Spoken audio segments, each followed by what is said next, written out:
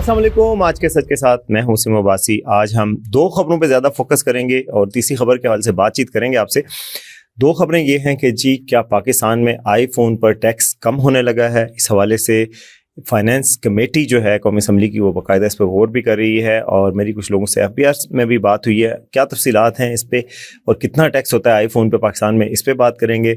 इसके अलावा क्या वकला तहरीक इस दिसंबर में आने जा रही है, बहुत बड़ा मोमेंटम बनता जा रहा है पाकिस्तान के वकला का और क्या उसमें फ़ैसले हो रहे हैं, इस हवाले से बात करेंगे। तीसरी खबर जो है वो उसका जिक्र करेंगे कि जो MBS हैं यानी मोहम्मद बिन सलमान, क्राउन प्रिंस मोहम्मद बिन सलमान और prime minister of Saudi Arabia, उनका विज़िट हुआ है अमेरिका का। बहुत ही सिग्निफिकेंट विज़िट है और प्रेसिडेंट ट्रंप के साथ उनकी मीटिंग है, बड़ा इस्तकबाल हुआ।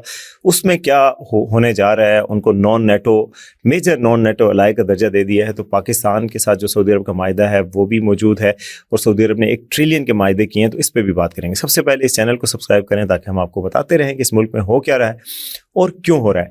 अच्छा जी, आईफोन के हवाले से आप सबको इंटरेस्ट होगा, ज़ाहिर है पाकिस्तान में आईफोन्स कितने आते हैं ये भी आपको आज मैं बताऊंगा। तो आईफोन पे टैक्स देखें, आपके आईफोन 17 प्रो जो इस वक्त लेटेस्ट आया हुआ है, प्रो मैक्स, उस पर पाकिस्तानी लोग जो टैक्स दे रहे हैं वो है 2,13,000 रुपये, यानी कि जो डॉलर्स में कोई $750 बनता है।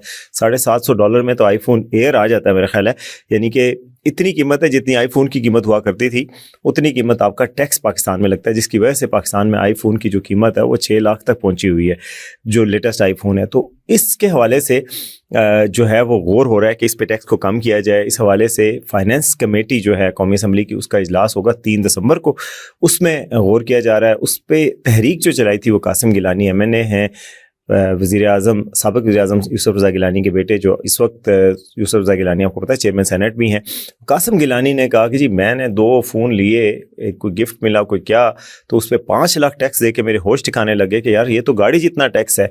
तो ये टैक्स जो है ये अयाशी तो नहीं है आईफोन लेना, बल्कि आईफोन उन्होंने कहा कि जी आम लोग भी यूज़ करते हैं, एडिटिंग के लिए यूज़ करते हैं, उसका कैमरा अच्छा है, पाकिस्तान के फ्रीलांसर उसको यूज़ करते हैं, उस पर ऐप्स बनाते हैं, पाकिस्तान के जो टेक्नोलॉजी और वीडियो एडिटिंग से के शोबे से मुंसलिक लोग हैं उसको यूज़ करके उससे वीडियो एडिटिंग करते हैं, उससे पाकिस्तान में सरमाया कमाते हैं। ओवरसीज़ पाकिस्तानी इस बड़ी तादाद में पाकिस्तान में फ़ोन्स लेके आते हैं अपने रिश्तेदारों के लिए या अपनों के लिए, उनको फैसिलिटेट नहीं किया जाता कि वो एक फ़ोन भी ला सकें, उस पर कोई टैक्स कम हो सके। तो ये उन्होंने एक तहरीक की चलाई, उस तहरीक को मोमेंटम भी मिला। उन्होंने कहा मैं पार्लियामेंट में रेजोल्यूशन पास करूँगा। रेजोल्यूशन उन्होंने कहा कि मुझे गवर्नमेंट ने कहा है कि जी 3 दिन आप वेट कर लें, 3 दिसंबर तक कमेटी में FBR के चेयरमैन जो हैं राशिद लंगड़ियाल साहब, उनको भी बुलाया जाएगा। और FBR क्योंकि टैक्स लगाता है, PTA टैक्स जो है वो PTA का टैक्स नहीं है, असल में टैक्स तो FBR कलेक्ट कर रहा है, PTA के ज़रिए कलेक्ट हो रहा है।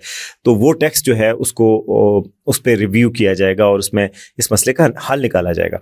अच्छा, जो ज़ाहिर है टैक्स आपको पता है कि पाकिस्तान में आईफोन पे कितना ज़्यादा है, तकरीबन अगर 2,13,000 17 प्रो पे है तो दूसरे पे थोड़ा सा उससे कम होगा।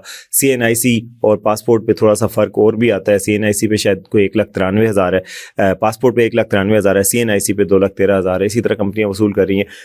अच्छा, FBR के लोगों से मेरी बात हुई तो FBR का कहना है कि भाई ये जो टैक्स लगाए गए हैं फ़ोन्स पे, आईफोन के अलावा भी बाहर से जो फ़ोन्स आते हैं इंपोर्टेड, उन पे टैक्स हैं PTA के, और उनकी कीमत के हिसाब से होते हैं। $500 से ऊपर जो होता है उस पर बहुत ज़्यादा टैक्स है, 200 से जो ऊपर है ख़ासतौर पे उनके बहुत ज़्यादा टैक्स है। $200 से कम की जो भी पाकिस्तान में आते हैं उन पर तकरीबन 9,000 रुपये एक सेट पे मैक्सिमम, यानी 9,000 है, कम से कम तो 450 है जो छोटे फ़ोन्स पे है।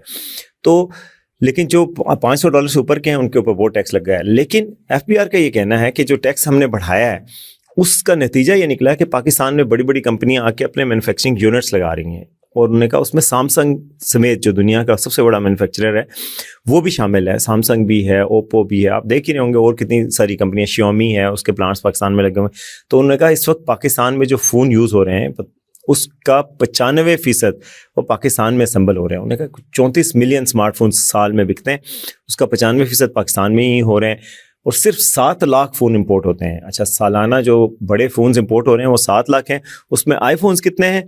आईफोन्स 10% हैं, यानी कि 70 लाख आईफोन्स पाकिस्तानीज़ इंपोर्ट करते हैं और वो यूज़ होते हैं। ज़ाहिर है जिस चीज़ में, टेक्नोलॉजी में, बाकी चीज़ों में भी, और एक लग्जरी भी समझा जाता है भाई अमीरों का फ़ोन। भाई मेरा फ़ोन आईफोन ही है लेकिन 14 प्रो है, اور تو اس لیے آپ یہ نہ سمجھیں کہ میں بھی کوئی لگژری افورڈ کر سکتا ہوں، میں نہیں افورڈ کر سکتا میں، بلکہ آج ایک پریزیڈنٹ ہاؤس میں ایک میرے دوست ہوتے ہیں سینئر آدمی ہیں، وہ کہتے ہیں مجھے بھی گفٹ ملا اور وہ کہتے ہیں میں آئی فون 17 افورڈ نہیں کر سکتا، حالانکہ جانے پہچانے ہیں، سابق وزیر بھی ہیں، ان کا کہنا تھا کہ میں آئی فون 17 افورڈ نہیں کر سکتا، مجھے کسی نے گفٹ کیا تو میں نے اس پہ ٹیکس دیا 2,13,000 اور پھر جا کے میں یہ رکھ سکا ہوں۔ تو بیسیکلی کوئی بھی افورڈ نہیں کر سکتا انلیس کہ آپ بہت ہی فلدی ریچ ہوں اور یا پھر کوئی مجبوری ہو جس آپ کا کام کا اس سے تعلق ہو، آپ کو مجبوراً کرنا پڑتا ہے۔ زیادہ تر لوگ کیا کر رہے ہیں، ٹیکس دے ہی نہیں رہے، آئی فونز لے آتے ہیں اور اس کو جے وی میں یوز کر رہے ہیں یا پھر اس کو naan P T A use کر رہے ہیں۔ جب آپ سم ڈالتے ہیں اور پی ٹی اے اس کو اپروو کرواتے ہیں تو آپ کو ٹیکس دینا پڑتا ہے۔ اب اگر آپ سم نہ ڈالیں تو وہ آپ ویسے بھی یوز کر سکتے ہیں، پھر آپ کے 2.5 لاکھ، آپ سوچیں نا 2.25 لاکھ روپے آپ کے بچ جائیں گے اگر آپ یہ یوز کریں۔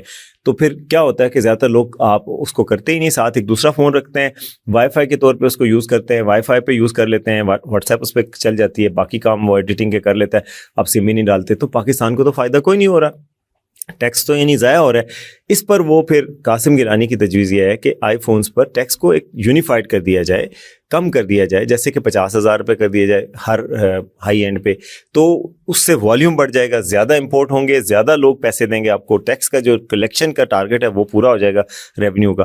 بہرحال ٹیکس ختم ہو جائے یہ بہت مشکل لگتا ہے جو میرے ذرائع ہیں اس کے مطابق، کیونکہ یہ آئی ایم ایف کے ساتھ ہمارا بجٹ منظور ہوتا ہے اور آئی ایم ایف کی منظوری کے بغیر اس طرح کا بڑا ٹیکس کوئی ختم نہیں کیا جا سکتا۔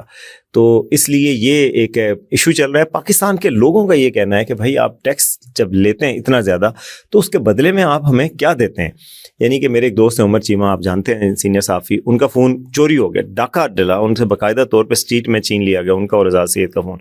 اس کے بعد انہوں نے نیا فون بڑی مشکل سے لیا تو اس پہ پھر وہ پی ٹی اے اپروو تھا، نئے فون پہ پھر ان کو ٹیکس دینا پڑا۔ تو انہوں نے کہا یار ریاست کی ذمہ داری تھی کہ مجھے یہ فون کا تحفظ دے، اگر یہ نہیں دے پا رہی تو پھر کم از کم مجھے نیا فون پہ ٹیکس نہ لے، اور چونکہ چوری کا کیس ہے کم از کم ایسے کیس میں تو مجھ سے ٹیکس نہ لے۔ تو یہ بھی ایک تجویز زیر غور ہے۔ تو بہرحال کتنا ٹیکس کم ہوگا یہ اب آنے والا وقت بتائے گا، لیکن ریفارمز زیر غور ہیں۔ باقاعدہ طور پہ ایف بی آر بھی یہ کہہ رہا ہے، ایف بی آر کے آفیشلز نے مجھے بتایا کہ ہم اس کو سمپلیفائی اور اسٹریم لائن کریں گے پروسیس کو۔ اب پتہ نہیں کیا کرتے ہیں، اس پہ کتنا کم ہوتا ہے کتنا زیادہ ہوتا ہے یہ تو آنے والا وقت بتائے گا، لیکن چلیں اس پر غور ہونا شروع ہوا ہے، کسی نے ایک اس پہ آواز اٹھائی اور اس کے بعد اس پہ ہلچل مچی ہے۔ اچھا دوسری خبر کی طرف آتے ہیں۔ دوسری خبر ہے جی 27ویں ترمیم، وہ تو منظور ہو گئی، 27ویں ترمیم منظور ہونے کے نتیجہ بھی سامنے آ گیا، لائف ٹائم ایکسٹینشن میں، لائف ٹائم یعنی ایگزیمپشن مل گئی صدر مملکت کو، فیلڈ مارشل کو، پھر اس کے بعد اس کا آئینی عدالتیں بن گئیں، اور آج تو آئینی عدالت نے اپنے قواعد و ضوابط بھی اڈاپٹ کر لیے ہیں، باقاعدہ طور پہ بتایا گیا ہے کہ کیا کیا اس میں ہوگا۔ لیکن اس ترمیم کے نتیجے میں وکلاء میں ایک جو ہے ہیجان بھرپا ہے اور وہ ایک نئی تحریک کی تیاری کر رہے ہیں۔ تحریک کتنی کامیاب ہوتی ہے نہیں، لیکن تحریک ہونا اور اعلان ہونا اس سے پہلے 26ویں پہ بھی ہوا تھا، لیکن اس دفعہ سیریس معاملات لگ رہے ہیں۔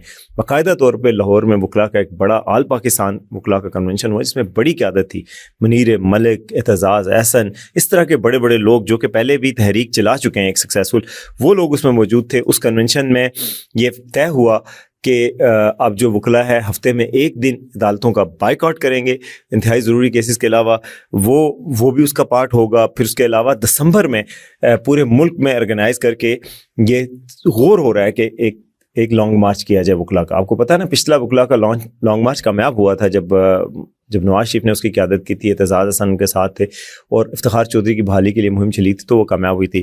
اس دفعہ ظاہر ہے وکلاء تقسیم بھی ہیں، سارا کچھ ہے، لیکن پھر بھی وکلاء میں شدت آ رہی ہے۔ میں بلکہ دیکھ رہا تھا کل تصاویر آ رہی تھیں، جسٹس اطہر من اللہ جنہوں نے استعفیٰ دیا تھا وہ بھی مل رہے تھے تحفظ پاکستان کے کسی رہنما سے، تو انہوں نے بھی تھوڑی سیاسی لوگوں سے ملاقاتیں شروع کر رکھی ہیں۔ تو کیا ججز بھی اس میں شامل ہو جائیں گے؟ چونکہ افتخار چودھری بھی شریک ہوئے تھے۔ تو وکلاء نے جد و جہد کا اعلان کیا ہے 27ویں آئینی ترمیم کو آئین پر حملہ اور عدلیہ کی آزادی پہ حملہ قرار دے کے، اور صدر لاہور ہائی کورٹ بار ملک آصف نسوانہ کا کہنا ہے کہ دسمبر میں لاہور اور کراچی سے اسلام آباد کی طرف لانگ مارچ کیا جا سکتا ہے۔ اچھا یہ فیصلے کہاں ہوئے؟ کہتے ہیں کہ گزشتہ روز لاہور ہائی کورٹ بار کے حال میں سارے وکلاء بیٹھے، اس میں صدارت جو ہے اس میں آل پاکستان وکلاء ایکشن کمیٹی کا اجلاس تھا، اس میں صدارت جو ہے chairman Pakistan bar council Munir Malik نے کی۔ سابق صدر supreme court bar Aitzaz Ahsan, Hamid Khan, Latif Khosa, Ishtiaq Ahmed Khan, Shafqat Mamnoon Chauhan, سابق جج Lahore high court justice retired Shahid Jamil سمیت ملک سے سینئر وکلاء نے شرکت کی۔ اور 17ویں آئینی ترمیم کے خلاف مزاحمتی لائحہ عمل طے کیا گیا. شرکاء نے متفقہ طور پر فیصلہ کیا کہ ہر جمعرات کو ارجنٹ کیسز کے علاوہ عدالتوں کا بائیکاٹ کیا جائے گا, ریلیاں نکالی جائیں گی. آئندہ لاہور اور کراچی میں وکلا کنونشن ہوں گے جس میں حتمی لائحہ عمل طے کیا جائے گا. اور جو ہے وہ 17ویں آئینی ترمیم کے حوالے سے ان کا کہنا ہے کہ ججز بھی شاید ان کی حمایت کریں گے. اور اعتزاز احسن, حامد خان, لطیف کوسا سمیت تمام سینئر قیادت اس بات پر متفق ہے کہ ایک بڑی منظم اور پرامن وکلا تحریک چلائی جائے گی. آل پاکستان وکلا لانگ مارچ دسمبر میں ہو سکتا ہے. آئینی عدالتوں کے ممکنہ بائیکاٹ کے حوالے سے بھی مشاورت جاری ہے, مگر اس کا فیصلہ تمام بارز کو اعتماد میں لے کر کیا جائے گا. تو یہ ایک بڑی پیش رفت سامنے آ رہی ہے کہ وکلا کی تحریک بھی ہو سکتی ہے. ساتھ ہی ساتھ آج یہاں پہ اسلام آباد میں ہی ایک پریس کانفرنس ہوئی اور ایک کے پی کے وزیر بھی تھے اور عمران خان کی بہنیں بھی تھیں. رات کو جو واقعہ ہوا میں تو اس کی مذمت کرتا ہوں. عمران خان کی بہنیں نورین تھیں یہ, اور اس کے علاوہ ان کی دوسری سسٹرز بھی تھیں جو سینئر ہیں اور بڑی بزرگ خاتون ہیں. ان کو وہ ان کا پی ٹی آئی کا دعویٰ, اس کی ویڈیو تو نہیں آئی لیکن پی ٹی آئی کا یہ دعویٰ کہ ان کو گھسیٹا گیا زمین پر اور بال کھینچے گئے. اور جو ویڈیو آئی اس میں وہ بہت پریشان اور شیکن نظر آ رہی ہیں, اور ان کے ساتھ ان کی علیمہ خان بھی ہیں, نورین خان بھی ہیں اور کچھ کارکن بھی ہیں. وہ عمران خان سے ڈیالہ میں ملنا چاہتے تھے, بعد میں دھرنا دے کے بیٹھ گئے. رات گئے کہیں, یہ پولیس نے ان کو گرفتار کیا, بعد میں چھوڑ بھی دیا, لیکن اس دوران یہ تشدد کی بھی رپورٹ آئی کہ پانی بھی پھینکا گیا. تو یہ افسوسناک بات ہے پنجاب حکومت کو بھی, اور اس وقت کے جو حکومت کے کرتا دھرتا ان کو سوچنا چاہیے کہ کلثوم نواز کے ساتھ بھی یہ ہوا تھا, ان کی گاڑی جناب وہ لفٹر نے اٹھا لی, پھر مریم نواز پہ بھی ہوا تھا. تو اس وقت تو خاتون چیف منسٹر بھی ہیں اور نواز شریف صاحب اس سسٹم کے سرپرست ہیں, تو ان کو سوچنا چاہیے کہ یہ اچھی بات, ایک اچھی مثال قائم کی جا رہی ہے, آئندہ وقت ان پہ بھی آ سکتا ہے.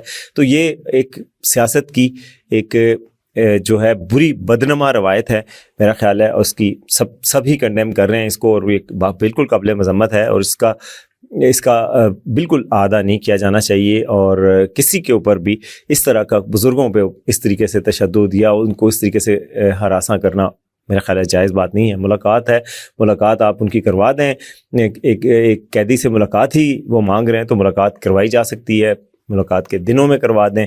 تو جو ملاقات سے روکا گیا ہے اس کی وجہ سے ہی یہ سارا ہو رہا ہے. تو ٹھیک ہے, آپ کہہ دیں کہ جی فیملی کو ملاقات کی الگ سے اجازت دے دی جائے, ورکرز اور ان کو الگ سے کر دیا جائے, تو وہ اس طرح ایک آپ کا مسئلے کا حل بھی نکل آئے گا. بہرحال یہ ایک واقعہ ہوا تھا تو میں نے کہا اس پہ بھی بات کر لوں. اب آخری خبر کی طرف آتے ہیں, اور وہ ہے جی سعودی عرب کے ولی عہد کراؤن پرنس جو ہیں اور وزیر اعظم محمد بن سلمان, انہوں نے امریکہ کا دورہ کیا ہے, اور وہ دورہ جو ہے وہ بڑا کامیاب قرار دیا جا رہا ہے, بڑا تاریخی قرار دیا جا رہا ہے. صدر ٹرمپ سے ان کی ملاقات ہے, بہت بڑا ویلکم ان کو ملا, پریس کانفرنس بھی ہوئی, گفتگو بھی ہوئی, جس میں کراؤن پرنس نے اعلان کیا کہ وہ $1 ارب کی, $1 ٹریلین ڈالر, ارب نہیں 1000 ارب کو کہتے ہیں ٹریلین, تو $1 ٹریلین کی امریکہ میں سرمایہ کاری کریں گے, ان سے چیزیں خریدیں گے, جو F-35 جہاز ہیں وہ خریدیں گے, بڑی جدید ترین, اور ٹینکس بھی ہیں وہ بھی خریدے جا رہے ہیں, اور دفاعی معاہدے بھی ہوئے ہیں. صدر ٹرمپ نے بھی بڑا کھل کر پاک استقبال ان کا کیا, ان کی تعریفیں بھی کیں, اور میڈیا کے سوالوں کے انہوں نے کراؤن پرنس نے بھی جواب دیے.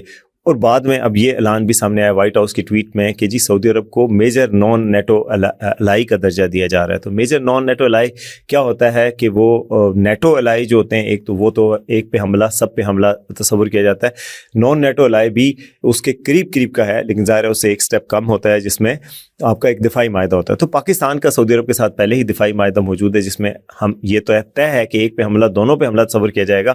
اور اب امریکہ کے ساتھ بھی انہوں نے معاہدہ کیا ہے, تو امریکہ کی جو ٹیکنالوجی سعودی عرب آئے گی وہ پاکستان کے لیے بھی بڑی خوشائند بات ہے. اور خبر ہے کہ وہ جو F-35 جہاز ہیں, جو لیٹسٹ جہاز ہیں, وہ آ جائیں گے 4th جنریشن کے, اور ویپنری بھی ہوگی.